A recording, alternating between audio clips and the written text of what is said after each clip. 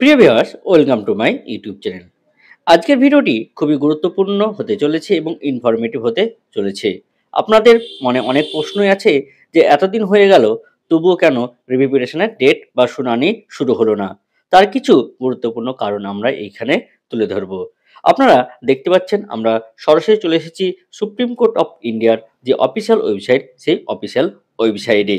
আমরা এখান থেকে দেখে নেব যে কেসের বা রিভিউ পিটিশনের আপডেট কি আছে।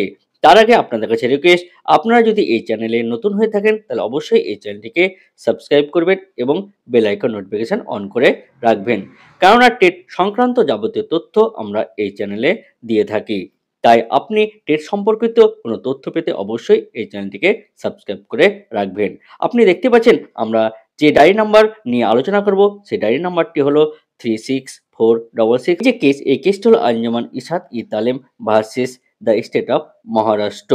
এর আগে আমরা এই নিয়ে বৃত্তান্ত আলোচনা করেছি। আমরা দেখে নেব এখন পর্যন্ত মোট কতগুলো রিভিউ পিটিশন, কতগুলো এমএ অ্যাপ্লিকেশন এবং কতগুলো রিট পিটিশন দাখিল হয়েছে। এখন পর্যন্ত আপনার এই রিভিউ পিটিশন কিন্তু হয়ে যাচ্ছে। শেষ আপডেট পাওয়া পর্যন্ত অন্ধ্রপ্রদেশ সরকারও কিন্তু এই রিভিউ পিটিশন করেছে। এখন পর্যন্ত দেখা যাচ্ছে মোট যে কেস, সে মোট কেস সংখ্যা কত 31। এর মধ্যে আপনার যে রিভিউ পিটিশন আপনার দাখিল হয়েছে কত 29টি, এমএ অ্যাপ্লিকেশন দাখিল হয়েছে একটি রিট পিটিশন দাখিল হয়েছে। টোটাল আপনার কেস সংখ্যা কিন্তু এখন পর্যন্ত 31টা আছে। আমরা দেখে নেব যে এই কেসের যে বৃত্তান্ত, সেই কেসের বৃত্তান্তগুলো আমরা শেষ কয়েকটি রিভিউ পিটিশন দেখে নেব। সেই রিভিউ পিটিশনের এখন পর্যন্ত আপডেট কি আছে আপনি বুঝতে পারবেন কেন এই রিভিউ পিটিশনের শুনানির এখন পর্যন্ত ডেট ঘোষণা হয়নি। প্রথমে দেখে নেব উত্তরপ্রদেশ সরকার যে রিভিউ পিটিশন দাখিল করেছিল সেটা এখন পর্যন্ত কিন্তু পেন্ডিং অবস্থায় আছে, অর্থাৎ এর ডিফেক্ট কিন্তু এখন পর্যন্ত সারানো হয়নি। এর সঙ্গে আরো কিছু রিভিউ পিটিশন আছে যেগুলো এখন পর্যন্ত ডিফেক্ট অবস্থাতেই আছে, যার ফলে এই শুনানির ডেট এখন পর্যন্ত ঘোষণা হয়নি। কোন কোন রিভিউ পিটিশনগুলো ডিফেক্ট অবস্থায় আছে সেটা আমরা এখন দেখে নিব। প্রথম যে ডায়েরি নাম্বারটি দেখব সেই ডায়েরি নাম্বারটি হলো 688000/2025। এই কেসটি হলো state of West Bengal versus Anjuman Ishaat e Taleem. এইখানে আপনি দেখতে পাচ্ছেন এই কেসটি হলো under defect list valid for 90 days. এইখানে দেখেন যে স্ট্যাটাস তাই সেটাই লেখা আছে। এই যে রিভিউ পিটিশন করা হয়েছে সেটা এখন ডিফেক্ট অবস্থায় পাওয়া গেছে। কতগুলো রিভিউ পিটিশন ডিফেক্ট আছে সেগুলোই আমরা এই ভিডিওতে দেখে নিব।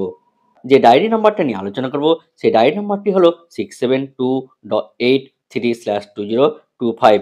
এই কেসটি হলো নুরনেসা খাতুন ভার্সেস আঞ্জুমান ইসাত ই তালিম। এইখানে দেখেন case under defect list valid for 90 days. যে ডায়েরি নাম্বারটি হলো সেটি হলো 66125/2025। এই এই রিভিউ পিটিশনটা করা হয়েছিল women teachers association versus the state of Uttar Pradesh. এখানে লেখা আছে case under defect list valid for 90 days. এবার দেখে নেব যে কেসটি আছে সেই কেসটি হলো চিন্ময় ঘোষ ভার্সেস আঞ্জুমান ইসাত ই তালিম।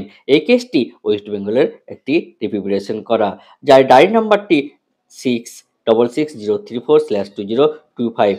এইখানে দেখেন লেখা আছে যে case under defect list valid for 90 days. এখানেও দেখেন স্টারসে সে একই কথা কিন্তু লেখা আছে।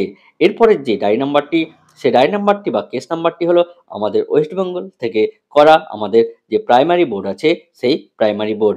এইখানে দেখেন লেখা আছে যে West Bengal board of primary education versus Anjuman Ishaat e Taleem, যার ডায়েরি নাম্বার 65057/2025। এইখানে দেখেন যেটা লেখা আছে case under defect list valid for 90 days. এবং দেখেন এখানেও স্ট্যাটাসে কিন্তু সে একই কথা লেখা আছে case under defect list valid for 90 days. এই নাম্বারটি নিয়ে আলোচনা করব সেটি হলো 61917/2025। এই কেসটি হলো উত্তরাখণ্ড থেকে করা হয়েছে, যার এখানে দেখেন লেখা আছে যে এটাও আপনার কি ডিফেক্ট অবস্থায় পাওয়া গেছে। এখানে লেখা আছে case under defect list valid for 90 days. তাহলে দেখছেন এতগুলো যে রিভিউ পিটিশন সেগুলো কিন্তু আপনার ডিফেক্ট অবস্থায় পাওয়া যাচ্ছে, যার ফলে এই শুনানির ডেট এখন পর্যন্ত ঘোষণা করা হয়নি। এখানে দেখেন আরও একটি ডায়েরি নাম্বার বা কেস পাওয়া যাচ্ছে, যেটি হলো বিধান কুমার মণ্ডল ভার্সেস আঞ্জুমান ইসাত ইতালেম।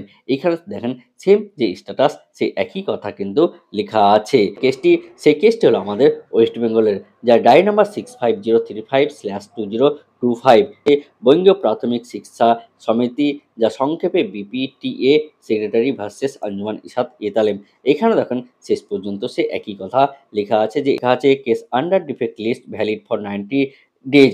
পিটিশনটাও এখন পর্যন্ত ডিফেক্ট অবস্থাতেই আছে। তা আপনি দেখলেন আপাতত এতগুলো রিভিউ পিটিশন কিন্তু এই ডিফেক্ট অবস্থাতেই আছে, যার ফলে সম্ভবত এই রিভিউ পিটিশনের যে শুনানি সেই শুনানির ডেট পেতে একটু দেরি হচ্ছে। আমরা দেখে নেব এই যে ডায়েরি নাম্বার বা রিভিউ পিটিশন করা হয়েছে, এই রিভিউ পিটিশন কোন রাজ্য করেছে তার একটু আপডেট আমরা এখান থেকে নিয়ে নিব।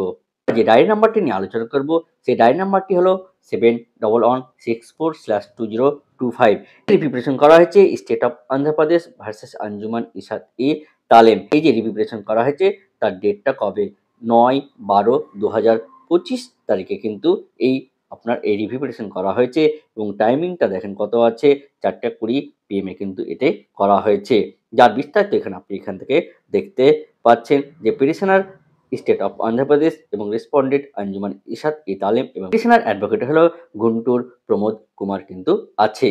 এখনো পর্যন্ত এই রিভিউ পিটিশন করে চলেছে বিভিন্ন রাজ্য এবং শিক্ষক সংগঠন, এবং এই যে শুনানি শুরু হচ্ছে না তার কারণগুলো আপনি দেখলেন, যে এই যে রিভিউ পিটিশনগুলো করা হয়েছে তার ম্যাক্সিমাম ক্ষেত্রে তার ডিফেক্ট অবস্থায় পাওয়া যাচ্ছে, যার ফলে এই রিভিউ পিটিশনের যে শুনানি সেই শুনানির ডেট পেতে একটু দেরি হচ্ছে। আলোচনা করেছি বিভিন্ন রাজ্যের এমপি বা সংসদ টেট সংক্রান্ত নিয়ে তাদের বক্তব্য রাখছে। এবার দেখা যাক কেন্দ্র সরকার চাপে পড়ে এনসিটির যে গাইডলাইন সেগুলো তারা চেঞ্জ করে কিনা। এই শীতকালীন অধিবেশনে দেখা যাচ্ছে বিজেপি সাংসদও কিন্তু এই টেট সংক্রান্ত নিয়ে সরকারকে নানা রকম প্রশ্ন করেছে, এবং এই টেট থেকে এই শিক্ষক শিক্ষিকারা কিভাবে ছাড় পায় তার জন্য তারা কিন্তু সংসদে প্রশ্ন করেছেন। এর ফলে কেন্দ্র সরকার কি আদৌ এই টেট থেকে শিক্ষকদের মুক্তি দেবে, তাই এখন দেখার বিষয়। আপনার মন্তব্য অবশ্যই কমেন্ট বক্সে কমেন্ট করে জানাবেন। আজকের ভিডিওটি এই পর্যন্ত, এবং টেট সংক্রান্ত যাবতীয় তথ্য থাকলেই আমরা কিন্তু এই চ্যানেলে আপডেট করে থাকবো। তাই এই চ্যানেলে নতুন হয়ে থাকলে অবশ্যই আপনি এই চ্যানেলটিকে সাবস্ক্রাইব করবেন, এবং ভিডিওটি ভালো লাগলে অবশ্যই একটি লাইক করে দেবেন। আজকের ভিডিওটি এই পর্যন্ত, এরপরে কোনো আপডেট নিয়ে আবার আসবো। ধন্যবাদ।